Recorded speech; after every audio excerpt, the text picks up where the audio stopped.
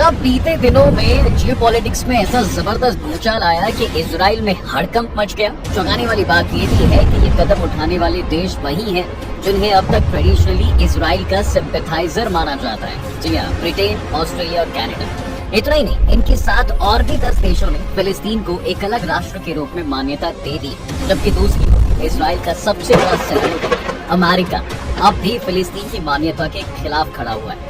ये सब उस समय हो रहा है जब इजरायली सैनिक गाजा की जमीन पर मौजूद हैं और हालत बेहद तनावपूर्ण बनी हुई। अब सवाल है कि ऐसा क्या हो गया साहब कि ये सभी देश फिलिस्तीन को मान्यता देने लगे। क्या इजराइल पीछे हटेगा या हमला और तेज कर देगा? और फिलिस्तीन को लेकर भारत का रुख क्या है? जानेंगे इन सभी सवालों के जवाब आज की इस वीडियो। तो चलिए एकदम शुरू से शुरू करते हैं। दरअसल 9 सितंबर से न्यूयॉर्क में संयुक्त राष्ट्र यानी कि यूएन के हेडक्वार्टर में संयुक्त राष्ट्र महासभा UNGA का 80वां सालाना सेशन शुरू हुआ।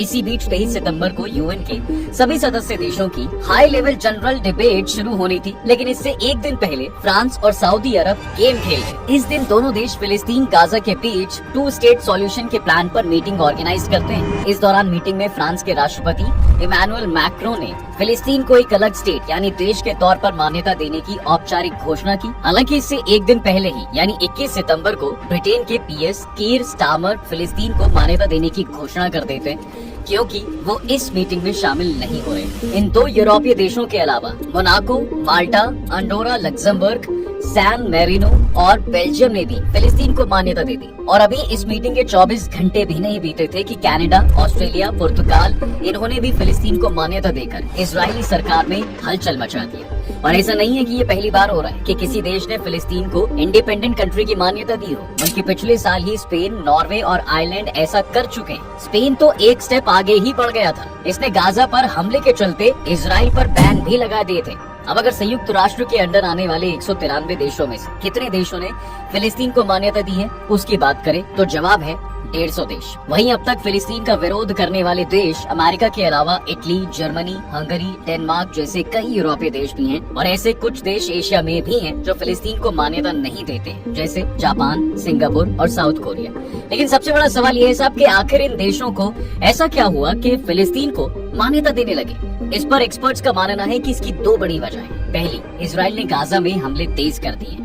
दरअसल फिलिस्तीन के तहत 2 हिस्से आते हैं, गाजा और वेस्ट बैंक, और इजराइल ने इसके एक हिस्से यानी गाजा में हमास के खिलाफ मिलिट्री ऑपरेशन 2 साल पहले शुरू किया था। इजराइल के इस एक्शन में 65,000 से ज्यादा आम फिलिस्तीनी मारे जा चुके हैं। इजराइल ने ऐसा भयावह हालात गाजा में पैदा कर दिया कि कई देशों ने इसे नरसंहार भी डिक्लेयर कर दिया। वहीं इजराइल अब भी अपनी जिद पर अड़ा हुआ है। उसका कहना है कि हम हमास के पूरी तरह खात्मे तक उसके ऑपरेशन जारी रखेंगे। वहीं फिलिस्तीन को मान्यता देने वाले देशों का मानना है कि इजराइल फिलिस्तीन के बीच का विवाद 2 नेशन सॉल्यूशन से ही निपटाया जा सकता है। इसके लिए फिलिस्तीन को मान्यता देनी होगी, क्योंकि इजराइल के हमलों के चलते फिलिस्तीन का अस्तित्व खतरे में आ गया है। और सिर्फ ये 2 देश ही नहीं बल्कि यूएन के महासचिव एंटोनियो गुटेरेस ने भी 2 नेशन सॉल्यूशन को ही शांति का अकेला रास्ता बताया। गुटेरेस ने तो ये तक कह दिया है साहब कि फिलिस्तीनियों के लिए राज्य का दर्जा कोई इनाम नहीं बल्कि उनका हक है।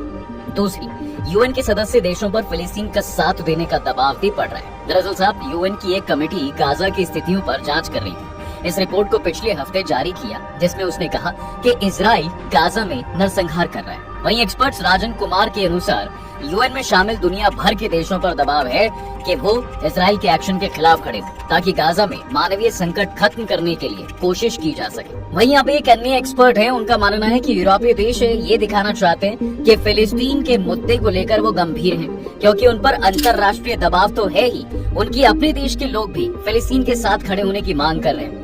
लेकिन अब आपके मन में एक सवाल आ रहा होगा कि यूरोपीय देशों का फिलिस्तीन को मान्यता देने पर इजराइल ने क्या कहा है? तो साहब फ्रांस, ब्रिटेन और बेल्जियम जैसे देशों ने जब फिलिस्तीन को मान्यता देने का ऐलान किया, इस पर इजराइल के प्रधानमंत्री बेंजामिन नेतन्याहू ने ये कहा कि इन यूरोपीय देशों का फिलिस्तीन को मान्यता देना आतंकवाद का समर्थन करने जैसा है। इसके बाद तो नेतन्याहू ने जो कहा वो तो किसी ने उम्मीद ही नहीं की होगी कि यूरोपीय देशों को जवाब में चेतावनी दे देंगे। नेतन्याहू ने कहा, आप जो चाहते हैं वो नहीं होगा। जॉर्डन नदी के पश्चिम में फिलिस्तीन राज्य की स्थापना नहीं होगी। अब इससे पहले इजरायली वित्त मंत्री बेजालील स्मोट्रिच लगभग सेम ही बात बोल चुके।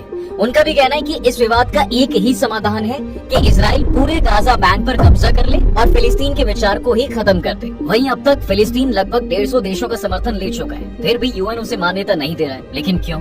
दरअसल यूएन फिलिस्तीन को सॉवरेन देश की मान्यता तभी दे सकता है जब यूनाइटेड नेशन सिक्योरिटी काउंसिल यानी कि यूएनएससी के 15 में से 9 सदस्य इस पर सहमत हो, और अगर 9 सदस्य राजी भी हो गए तो भी यूएनएससी के 5 स्थायी सदस्यों में से एक अमेरिका ने सबसे बड़ा प्रॉब्लम क्रिएट किया हुआ है। इसने फिलिस्तीन की मान्यता के खिलाफ ही वीटो पावर लगा दिया और यूएनएससी के कानून के मुताबिक अगर एक भी स्थायी सदस्य किसी फैसले या प्रस्ताव के खिलाफ वीटो पावर का इस्तेमाल कर लेता है तो वो प्रस्ताव पारित नहीं हो सकता। अब इन 5 स्थायी सदस्यों में चीन, फ्रांस, रूस और ब्रिटेन ने तो समर्थन दे दिया है, लेकिन जब तक अमेरिका राजी नहीं होगा साहब, फिलिस्तीन को यूएन से राज्य का दर्जा नहीं मिल पाएगा। इस पर अमेरिकी प्रेस सचिव कैरोलिन लेविट ने ये कहा कि प्रेसिडेंट ट्रम्प का मानना है कि फिलिस्तीन को मान्यता देना हमास के लिए एक रिवॉर्ड है। वहीं अमेरिका के विदेश मंत्री मार्को रूबियो ने कहा कि फिलिस्तीन को राज्य का दर्जा देने का मतलब होगा हमास को और ज्यादा ताकतवर कर देना।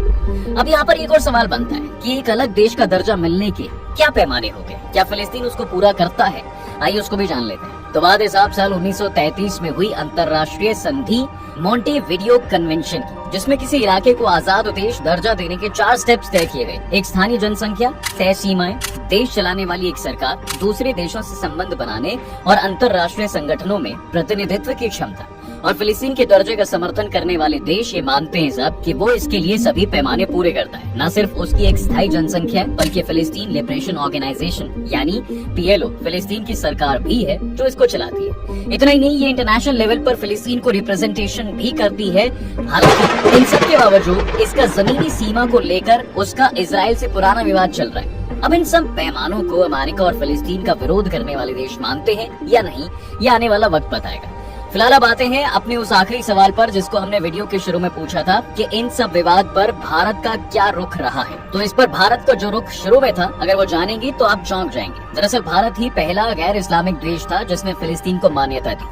1947 में जब यूएन ने इजराइल और फिलिस्तीन का बंटवारा किया और यरूशलेम को अपने कंट्रोल में रखा, तब इस्लामिक देशों के साथ साथ भारत ने भी इसका विरोध किया था।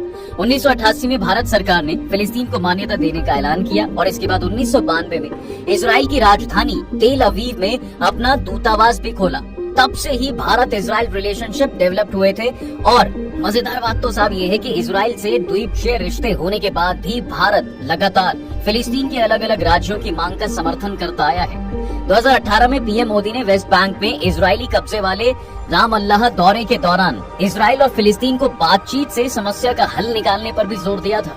भारत ने 7 अक्टूबर को इजराइल में हमास के हमले की निंदा की, लेकिन विदेश मंत्रालय ने ये भी साफ किया कि वो पहले की तरह फिलिस्तीन का अलग राज्य का दर्जा दिए जाने के पक्ष में है। इतना ही नहीं, 12 नवंबर 2023 को जब यूएन में इजराइल के फिलिस्तीन और यरूशलेम में कब्जे की निंदा करने वाले प्रस्ताव लाए गए, तब भी भारत ने इसके पक्ष में वोट किया था। अब आज की इस खबर से तो ये साफ है कि दुनिया की जियोपॉलिटिक्स एक नए मोड़ पर खड़ी है। अब देखना ये होगा कि कैसे अमेरिका और बाकी यूएनएससी के मेंबर देश कैसे डील करते हैं और क्या भारत को भी कोई नई भूमिका मिल सकती है।